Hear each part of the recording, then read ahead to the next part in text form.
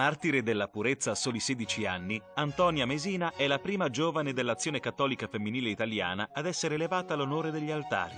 Nata a Orgosolo, diocesi di Nuoro, il 21 giugno 1919, fu educata cristianamente dai genitori. Cresimata quando aveva poco più di un anno per l'impossibilità del vescovo di tornare a Orgosolo entro breve tempo, a 7 anni fece la prima comunione e, durante le elementari, frequentò con grande diligenza il catechismo parrocchiale, entrando nel 1931 a far parte delle Beniamine della Gioventù Femminile di Azione Cattolica. Ogni settimana si comunicava e frequentava le riunioni dell'associazione, pur dovendosi occupare dei 2 gemelli avuti dalla madre nel 1935.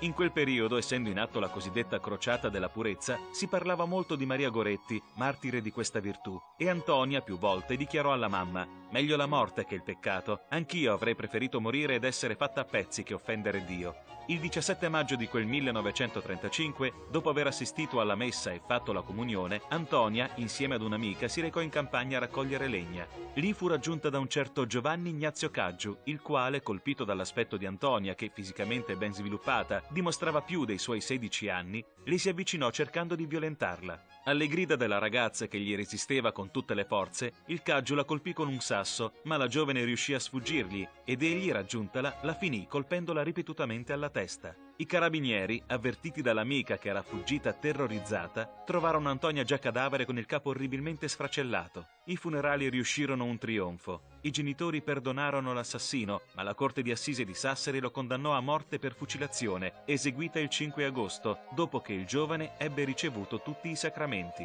La Mesina è stata beatificata da Giovanni Paolo II il 4 ottobre 1987. Era bella Antonia.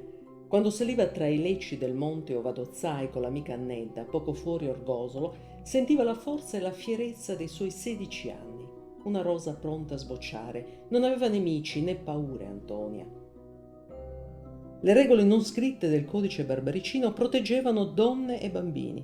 In quel mondo chiuso dove tutti si conoscevano, legato alla vita dei campi e al lento alternarsi delle stagioni, in fondo Antonia si sentiva sicura. Quella natura selvaggia del supramonte era l'unica che conosceva, intricata, impenetrabile, sferzata dal vento di maestrale. Quello era tutto il suo mondo, nulla sapeva di cosa c'era oltre il Monte Corrasio o l'Ortobene, luoghi troppo distanti dalla sua vita di ogni giorno. Il suo destino era segnato. Antonia non aveva grilli per la testa, non voleva neppure sposarsi. Era pudica. Il piccolo mondo barbaricino si nutriva di leggende spesso cruente, come la storia di Sareina, la bandita Pasca de Vaddis, storie di disamistade regolate seguendo i rigidi codici di una terra arcaica e complessa, dove i contrasti atavici restano impressi come cicatrici nella carne viva di un popolo fiero e generoso.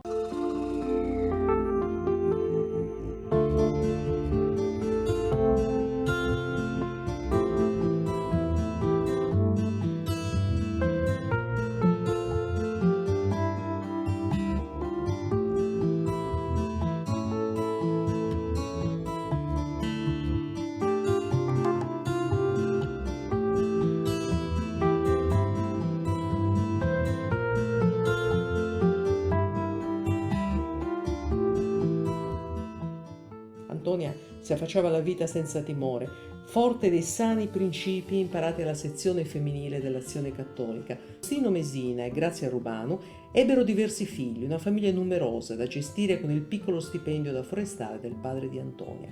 Una vita dura, senza prospettive o distrazioni. Dopo aver frequentato le elementari fino alla 4ª classe, Antonia si dedica esclusivamente alla famiglia. Di lei resta l'immagine dolcissima del suo volto ornato da lion su giallo e l'abito tradizionale delle spose.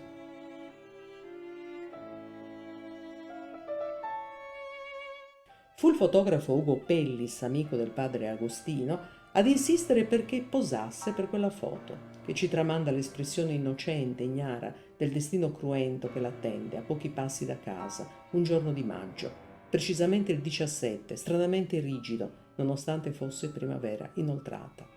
La storia la racconta la stessa Annetta, l'amica del cuore, con la quale Antonia andava a raccogliere la legna.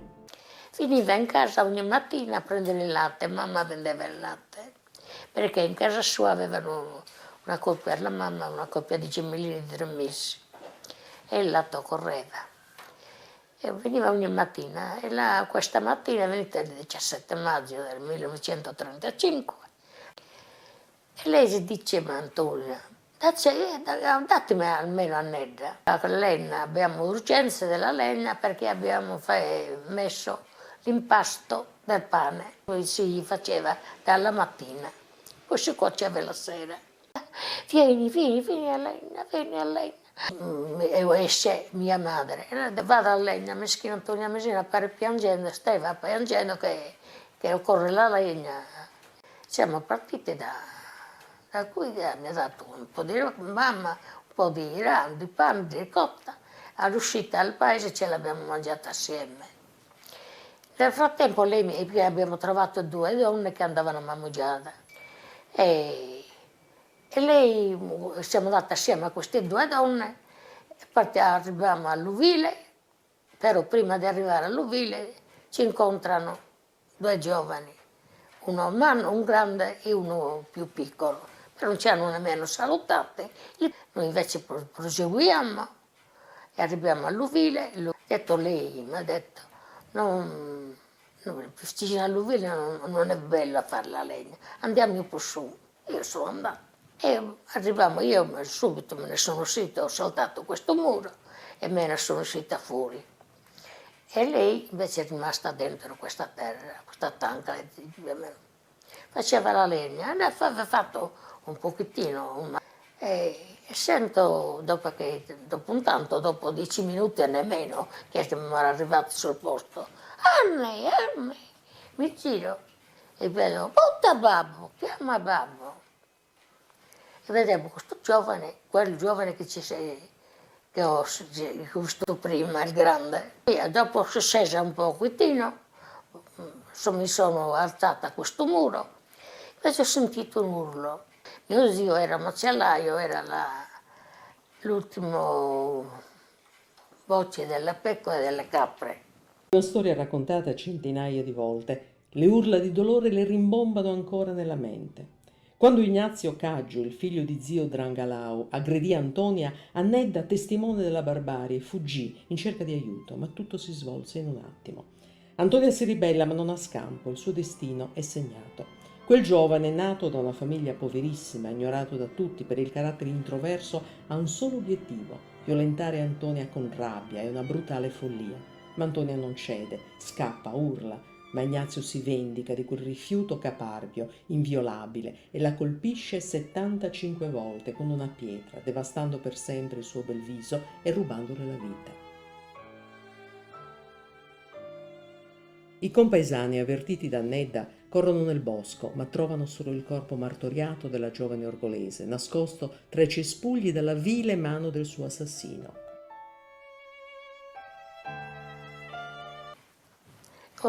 Sono caduta dal muro, dentro i ruvi, sono uscita graffiata. Troviamo il fratello di Antonia Mesina con un carico di legna e subito mi ha chiesto della sorella, lui, tua sorella così così.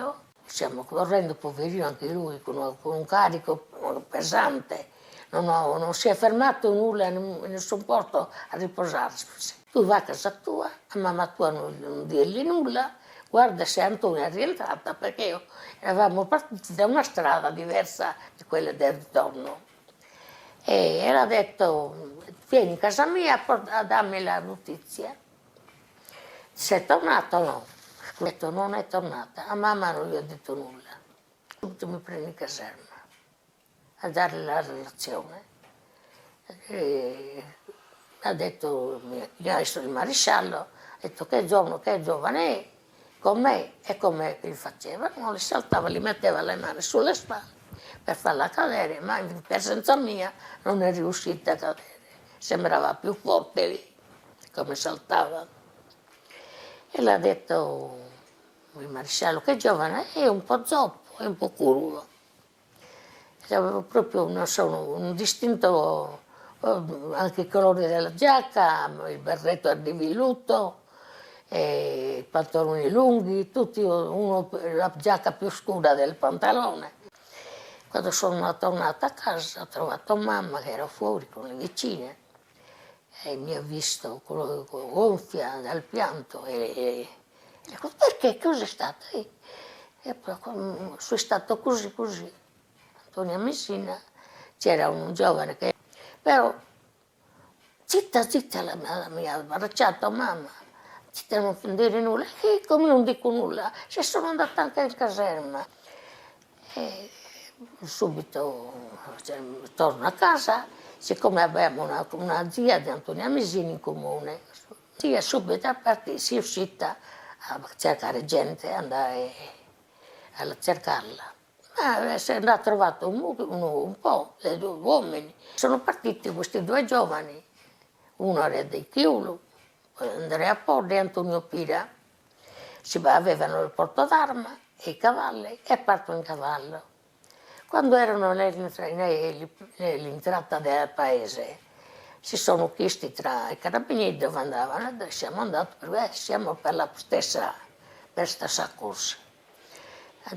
Però gli ho consigliato di andare sopra, il maresciallo ha detto la zona dove poteva essere, che sono scesa io. E sono saliti questi. Però si sono parlati con i carabinieri, ha detto chi prima la trova dà un corpo di fucile. E così la trova uno di questi civili, diciamo. Nel mentre io ero in casa, nascosta, veniva la mamma di Antonia Messina, che non stavamo lontano, eravamo pochi metri, una cinquantina di metri buona. E veniva, e detto, come era tornata tanto a Nedda? No, mamma l'ha detto, non è tornata. È venuta 2 volte, poverina. Mi nascondeva, mi ero dentro. E dopo è venuto verso mezzogiorno il maresciallo dei carabinieri. Nel frattempo, però, siccome noi siamo vicini dei parroci, avevano suonato le campane il parroci, qua c'è stato, mamma l'ha detto, guardate che manca questa ragazza, subito ha suonato le campane. Questa gente, quando ha sentito le campane suonando verso l'orario che non era giusto, sono tutti scesi in chiesa. E facciamo questa preghiera perché manca una ragazza, che hanno detto i parroci. C'era il viceparroco e il parroco, erano 2. Verso mezzogiorno è venuto il maresciallo dei carabinieri cercando la mia casa, l'hanno trovata morta. E poi, il giorno dopo, mi hanno chiesto di andare a sopralluogo, la giustizia, no, anche la sera stessa, la sera stessa di Antonia Messina, mi portano in casa di Antonia Messina. Subito mi hanno preso via la mamma, incontro la mamma di Antonia Messina, c'era la chiesa tutta piena, facendo la roda, diciamo, tutti i parenti. E la mamma mi chiede, cosa ti ha detto prima di morire Antonia? Io non so come ha chiesto che gli faceva male la pancia. Mi sono accorta che la mamma non sapeva di quel motivo che era morta. E così subito prendono la stanza di Antonia Messina, prendono la stanza sola, mamma non l'hanno lasciata nemmeno entrare. Ha detto, tu devi chiedere alla giustizia, devi chiedere chi ti ha incontrato da quando sei partita a casa tua. È venuto questo ragazzo Pietro Tandello, un ragazzo come me, piccolo, e gli ho chiesto chi era quel giovane che era assieme. E questo ragazzo ha detto era Ignazio Ocasio.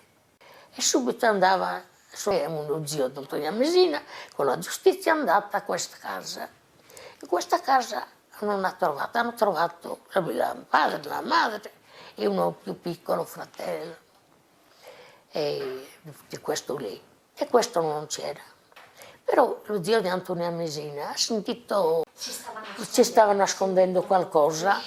È tornata alla giustizia, fanno perquisizione, hanno trovato un po' del vestito, l'hanno trovato avvolto in un legnaio.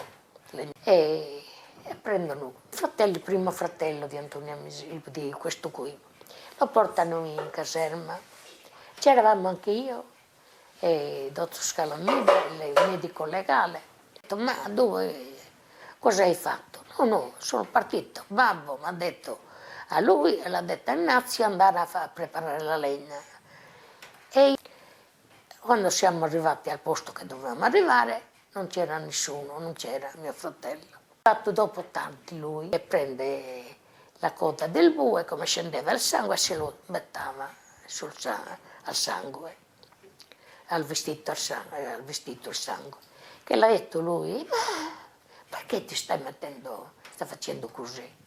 E lì c'è una ragazza morta, la prima notte lui non l'hanno portato, l'indomani mattina l'hanno trovato e l'indomani mi portano a me il sopralluogo, la giustizia ha detto che avvisano in casa e dovevamo andare verso, mamma non ha avuto coraggio e mi accompagna un fratello di mamma lì. E siamo partiti con il dottor Scalamida.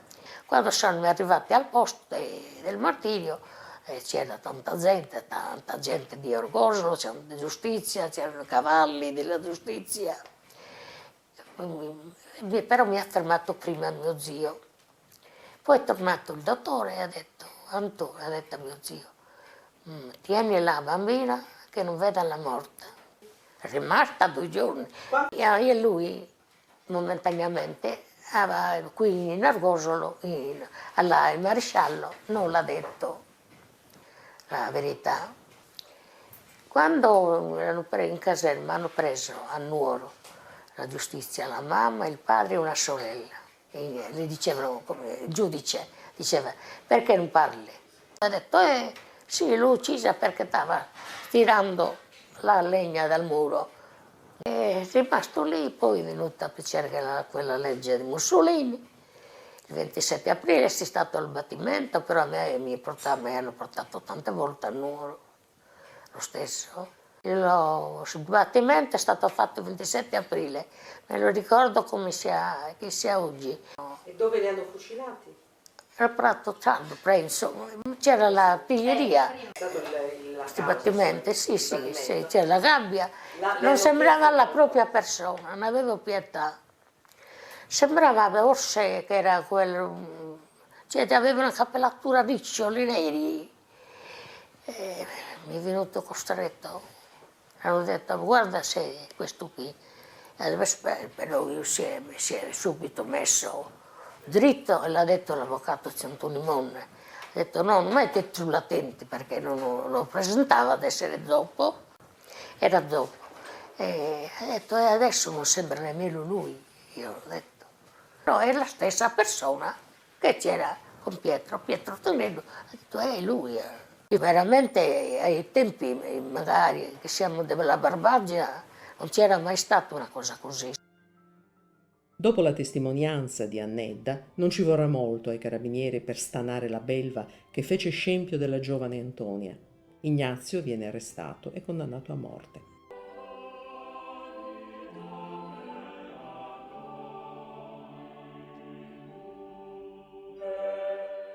Tanti orgolesi si recarono a San Pietro insieme ai rappresentanti delle istituzioni per onorare la giovane compaesana e ricordare la statura morale e il rispetto di se stessa, eroicamente decisa a non piegarsi alla sopraffazione.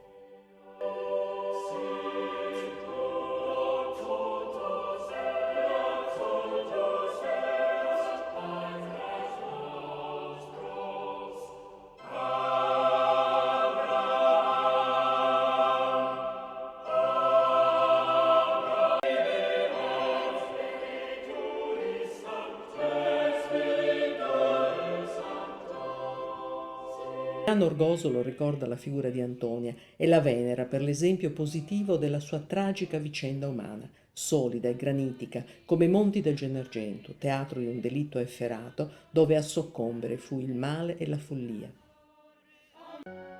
Orgosolo non dimentica la sua figlia e il suo volto casto e luminoso, fiero nel suo costume dai colori sgargianti, indossato come un tragico sudario.